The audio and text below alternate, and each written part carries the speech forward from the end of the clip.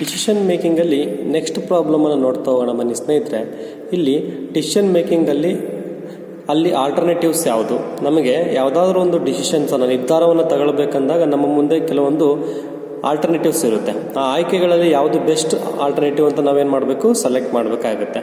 ಹಾಗಾದರೆ ಯಾವುದಾದ್ರೂ ಒಂದು ಪ್ರಾಬ್ಲಮನ್ನು ಕೊಟ್ಟಿದ್ದಾರೆ ಅಂಡರ್ ಡಿಸಿಷನ್ ಮೇಕಿಂಗಲ್ಲಿ ಅಂತಂದರೆ ನೀವು ಆ ಪ್ರಾಬ್ಲಮನ್ನು ಅನಾಲಿಸಿಸ್ ಮಾಡಿ ಅದರಲ್ಲಿ ಆಲ್ಟರ್ನೇಟಿವ್ಸ್ ಯಾವುದು ಅನ್ನೋದನ್ನು ಐಡೆಂಟಿಫೈ ಮಾಡಿ ಅಂತ ನಾನು ಆಲ್ರೆಡಿ ಎರಡು ಪ್ರಾಬ್ಲಮ್ಸನ್ನು ಸಾಲ್ವ್ ಮಾಡಿ ಅಪ್ಲೋಡ್ ಮಾಡಿದೆ. ಆ ಒಂದು ವಿಡಿಯೋಗಳ ಲಿಂಕನ್ನು ಕೂಡ ಈ ಒಂದು ವಿಡಿಯೋನ ಕೆಳಗಡೆ ನೀವು ಕ್ಲಿಕ್ ಮಾಡಿದೆ, ಆರೋ ಮಾರ್ಕ್ ಕೆಳಗಡೆ ಬಂದರೆ ಲಿಂಕ್ ಸಿಗುತ್ತೆ, ನೀವು ಬೇಕಾದ್ರೆ ವಾಚ್ ಮಾಡ್ಬೋದು ಸ್ನೇಹಿತರೆ. ಹಾಗಾದರೆ ಇಲ್ಲಿ ಬನ್ನಿ, ಪ್ರಾಬ್ಲಮ್ ನಂಬರ್ 2 ಅಂತ ತಗೊಂಡಿದ್ದೀನಿ.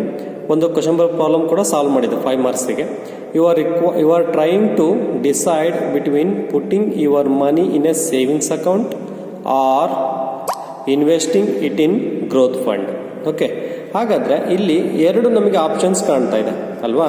ಯಾರ ಹತ್ರನೂ ದುಡ್ಡಿದೆ, ಒಬ್ಬ ಇನ್ವೆಸ್ಟರ್ ಹತ್ರ, ಅವನು ಅಮೌಂಟನ್ನು ಎಲ್ಲಿ ಇನ್ವೆಸ್ಟ್ಮೆಂಟ್ ಮಾಡಬೇಕು, ಒಂದು ಸೇವಿಂಗ್ಸ್ ಅಕೌಂಟಲ್ಲಿ ಇನ್ವೆಸ್ಟ್ಮೆಂಟ್ ಮಾಡಿದರೆ ಬೆಸ್ಟಾ ಅಥವಾ ಇನ್ವೆಸ್ಟಿಂಗ್ ಇಟ್ ಇನ್ ಗ್ರೋತ್ ಫಂಡಲ್ಲಿ ಇನ್ವೆಸ್ಟ್ಮೆಂಟ್ ಮಾಡಿದರೆ ಬೆಸ್ಟಾ, ಅಥವಾ ಶೇರ್ಸು ಡಿಬೆಂಚರ್ಸು ಈ ರೀತಿ ಅವನು ಇನ್ವೆಸ್ಟ್ಮೆಂಟ್ ಮಾಡೋದು ಯಾವುದು ಬೆಸ್ಟ್ ಅಂತ ನಾವಿಲ್ಲಿ ಏನು ಮಾಡಬೇಕು, ಸಜೆಷನ್ ಮಾಡಬೇಕಾಗುತ್ತೆ. At the end of the here the savings account will have $100. The growth fund may go up or down over the year as market conditions change. ನೀವೇನಾದರೂ ಇನ್ವೆಸ್ಟ್ಮೆಂಟ್ ಮಾಡಿದೆ, ಎಷ್ಟು ಅಂತ ಹೇಳ್ತಾ ಇಲ್ಲ, ಇನ್ವೆಸ್ಟ್ಮೆಂಟ್ ಮಾಡಿದರೆ ಏನಾಗಿರುತ್ತೆ, at the end of the year 1 year ಆದಮೇಲೆ ಅದು $100 ಆಗಿರುತ್ತೆ. ಇನ್ ಡಾಲರ್ಸಲ್ಲಿ ಕೊಟ್ಟಿದ್ದಾನೆ. ಓಕೆ, $100 ಆಗಿರುತ್ತೆ.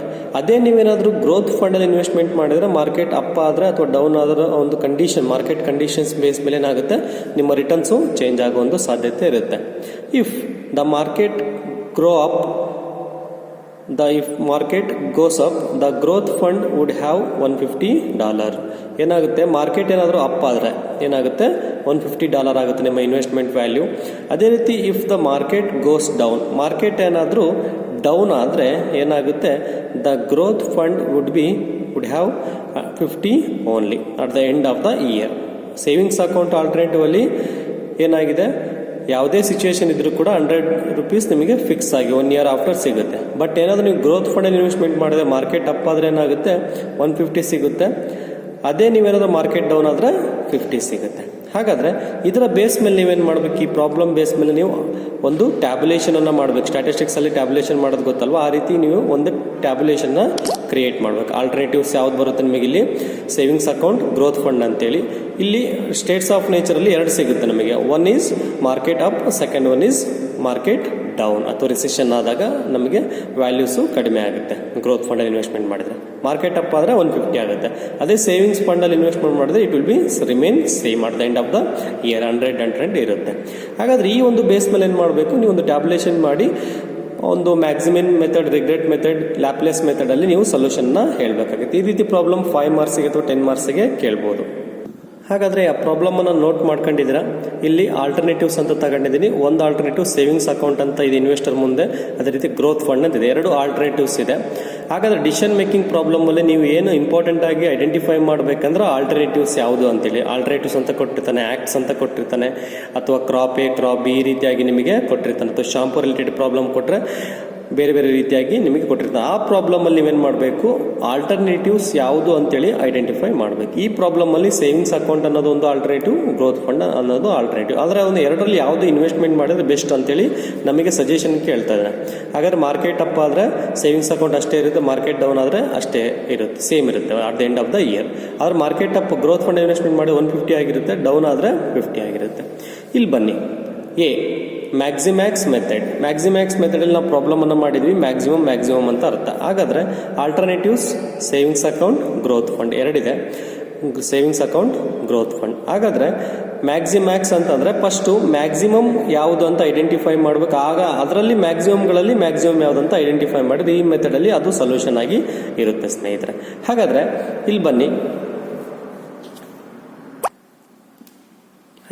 ಬನ್ನಿ, ಸೇವಿಂಗ್ಸ್ ಅಕೌಂಟ್ ಒಂದು, ಗ್ರೋತ್ ಫಂಡ್ ಆಲ್ಟರ್ನೇಟಿವ್. ಹಾಗಾದರೆ ಮ್ಯಾಕ್ಸಿಮಮ್ ಯಾವುದು ಅಂತ ನೋಡಿ. ಪ್ರತಿಯೊಂದು ಆಲ್ಟರ್ನೇಟಿವ್ ಮ್ಯಾಕ್ಸಿಮಮ್ ಯಾವುದು. ಹಾಗಾದರೆ ಇಲ್ಲಿ 100 ಮ್ಯಾಕ್ಸಿಮಮ್, ಎರಡು ಸೇಮ್ ಇದೆ, ಯಾವ್ದಾದ್ರು ಎನಿ ಒಂದು ತಗೊಳ್ತೀವಿ. ಹಾಗಾದ್ರೆ ಸೇವಿಂಗ್ಸ್ ಅಕೌಂಟಲ್ಲಿ ಮ್ಯಾಕ್ಸಿಮಮ್ 100. ಇದರಲ್ಲಿ ಗ್ರೋತ್ ಫಂಡಲ್ಲಿ ಮ್ಯಾಕ್ಸಿಮಮ್ ಆಲ್ಟರ್ನೇಟಿವ್ಸ್ ಅಲ್ಲೇ ನೋಡ್ತಾ ಇದ್ದೀವಿ. ಆಲ್ಟರ್ನೇಟಿವ್ ಅಂಡರಲ್ಲಿ 1, 2 ಇದೆ, ಆಲ್ಟರ್ನೇಟಿವ್ಸ್ 150 ಅನ್ನ ತಗೊಂಡಿದ್ವಿ. ಹಾಗಾದ್ರೆ ಮ್ಯಾಕ್ಸ್ ಮೆಥಡಲ್ಲಿ ಮ್ಯಾಕ್ಸಿಮಮ್ ಅಲ್ಲೇ ಮ್ಯಾಕ್ಸಿಮಮ್, ಇವೆರಡು ಮ್ಯಾಕ್ಸಿಮಮ್ ಪ್ರತಿಯೊಂದು ಆಲ್ಟರ್ನೇಟಿವ್ ಅದರಲ್ಲಿ ಮ್ಯಾಕ್ಸಿಮಮ್ ಯಾವುದು $150. It is better to invest in the growth fund with the maximum payoff of 150. ಈ ಒಂದು 150ಗೆ ಬೇಸ್ ಆಗಿ ನೀವೇನು ಮಾಡಬೇಕು, ಇನ್ಫರೆನ್ಸ್ ಅನ್ನ ಬರೀತಾ ಇದ್ದೀರಾ. ಆ ಒಬ್ಬ ಇನ್ವೆಸ್ಟರು ಮ್ಯಾಕ್ಸ್ ಮೆಥಡ್ ಅಲ್ಲಿ ಅವನು ಗ್ರೋತ್ ಫಂಡ್ ಇನ್ವೆಸ್ಟ್ಮೆಂಟ್ ಮಾಡಿದ್ರೆ ಅವನಿಗೆ ಏನಾಗುತ್ತೆ, ಬೆನಿಫಿಟ್ ಜಾಸ್ತಿ ಸಿಗುತ್ತೆ ಕಂಪೇರ್ ಟು ಸೇವಿಂಗ್ಸ್ ಅಕೌಂಟ್ ಅಂತೇಳಿ ನಾವು ಇನ್ಫರೆನ್ಸ್ ಅನ್ನ ಬರೀತಾ ಇದೀವಿ ಸ್ನೇಹಿತರೆ. ಅದೇ ರೀತಿ ಸೆಕೆಂಡ್ ಮೆಥಡ್ ಇದೆ ಮ್ಯಾಕ್ಸಿಮಿನ್ ಅಂತ ಇದೆ. ಮ್ಯಾಕ್ಸಿಮಮ್ಮು ಮಿನಿಮಮ್ ಅಂತ ಅರ್ಥ. ಹಾಗಾದ್ರೆ ಮಿನಿಮಮ್ ಯಾವುದು ಅಂತೇಳಿ ಪ್ರತಿಯೊಂದು ಆಲ್ಟರ್ನೇಟಿವ್ ಅಲ್ಲಿ ಐಡೆಂಟಿಫೈ ಮಾಡಬೇಕು. ಆಲ್ಟರ್ನೇಟಿವ್ ಎರಡಿದೆ. ಯಾವ್ದಾವ್ದು ಆಲ್ಟರ್ನೇಟಿವ್ ಇದೆ ನಮಗಿಲ್ಲಿ? ಆಲ್ಟರ್ನೇಟಿವ್ ಸೇವಿಂಗ್ಸ್ ಅಕೌಂಟ್ ಇದೆ, ಆಲ್ಟರ್ನೇಟಿವ್ ಗ್ರೋತ್ ಫಂಡ್ ಇದೆ. ಹಾಗಾದ್ರೆ alternative savings account again growth fund. ಹಾಗಾದ್ರೆ ಇಲ್ಲಿ ಮಿನಿಮಮ್ ಯಾವುದು ಅಂತ ನೋಡ್ಬೇಕು. ಆ ಮಿನಿಮಮ್ಗಳಲ್ಲಿ ಮ್ಯಾಕ್ಸಿಮಮ್ ಯಾವುದು ಅಂತ ಐಡೆಂಟಿಫೈ ಮಾಡಿ. ಫಸ್ಟ್ ಮಿನಿಮಮ್ ಯಾವುದು ಅಂತ ನೋಡೋದಾದ್ರೆ ಇಲ್ಲಿ ಸೇಮ್ ಇದೆ, 100 ತಗೊಂಡಿದ್ರೆ ಇಲ್ಲಿ ಮಿನಿಮಮ್ 50 ತಗೊಂಡಿದ್ರಿ. ಹಾಗಾದ್ರೆ ಮಿನಿಮಮ್ಗಳಲ್ಲಿ ಮ್ಯಾಕ್ಸಿಮಮ್ ಯಾವುದು? ಎರಡು ಮಿನಿಮಮ್ ಅಲ್ಲಿ ಮ್ಯಾಕ್ಸಿಮಮ್ ವಿಲ್ ಬಿ 100. ಹಾಗಾದ್ರೆ ಆಲ್ಟರ್ನೇಟಿವ್ ಸೇವಿಂಗ್ಸ್ ಅಕೌಂಟ್, ಈ ಒಂದು savings account is selected for the invest with maximum pay of 100. ಈ ಒಂದು 100 ಇಲ್ಲಿ ಇದ್ರ ಬೇಸ್ ಮೇಲೆ ಮಾಡಿದ್ವಿ, ಇನ್ಫರೆನ್ಸ್ ಅನ್ನ ಬರ್ದಿದ್ದೀವಿ ಸ್ನೇಹಿತರೆ. ಹಾಗಾದ್ರೆ ಮ್ಯಾಕ್ಸಿಮಿನ್ ಮೆಥಡ್ ಅಲ್ಲಿ investment in SB account that is the best option two invest by the investor ಅಂತೇಳಿ ನಾವು ಇನ್ಫರೆನ್ಸ್ ಅನ್ನ ಬರೀತಾ ಇದೀವಿ. ಅಂಡ್ ಲಾಸ್ಟ್ ಮೆಥಡ್ ಅಲ್ಲಿ ಹೇಳಿದಾನೆ ಇಲ್ಲಿ ಆಲ್ಟರ್ನೇಟಿವ್ಸ್ ಮತ್ತೆ ಗ್ರೋತ್ ಫಂಡ್ ಅಂತ ಇದೆ. ಹಾಗಾದ್ರೆ ಆಲ್ಟರ್ನೇಟಿವ್ಸ್ ಅವರೇಜ್ ಆಫ್ ಆಲ್ಟರ್ನೇಟಿವ್ಸ್ ಮಾಡಬೇಕಷ್ಟೇ. ಹಾಗಾದ್ರೆ ಎರಡು ಆಲ್ಟರ್ನೇಟಿವ್ಸ್ ಇದೆ, savings account growth fund. Savings account growth fund 100 150 50. ಹಾಗಾದ್ರೆ 100 + 100 ಡಿವೈಡ್ ಬೈ ಎರಡು ವ್ಯಾಲ್ಯೂಸ್ ಅನ್ನು ಆಡ್ ಮಾಡಿದ್ರೆ ಡಿವೈಡ್ ಬೈ ಡಿನಾಮಿನೇಟರ್ 2 ಆಗುತ್ತೆ. Is equal to 100 + 100 200 divide by 2 ಮಾಡಿದ್ರೆ 100 ಬರುತ್ತೆ. ಇಲ್ಲಿ ಗ್ರೋತ್ ಫಂಡ್ ಅಲ್ಲಿ ಎರಡು ವ್ಯಾಲ್ಯೂಸ್ ಇದೆ, 150 + 50. 150 + 50 ಡಿವೈಡೆಡ್ ಬೈ 2 ಮಾಡಿದ್ರೆ ಅಗೇನ್ 100 ಬರುತ್ತೆ.